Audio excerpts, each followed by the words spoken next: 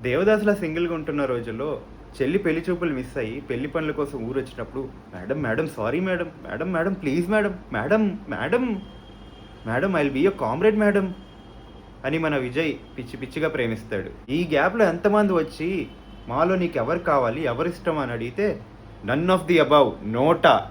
నాకు నా శ్రీవల్లి ఉంది. తనకేమైనా అయితే I will be the most affected person.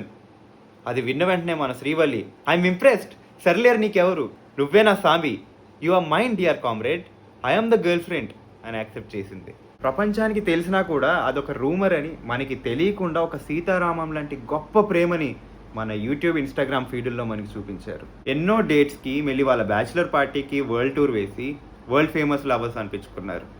అది వాళ్ళు చెప్పలేదు, మనమే అనేసుకుందాం. ఈ జంటకి ఫ్యామిలీ అంటే ప్రాణం. ఫ్యాన్స్ని కూడా సొంత ఫ్యామిలీలా చూసుకుంటారు.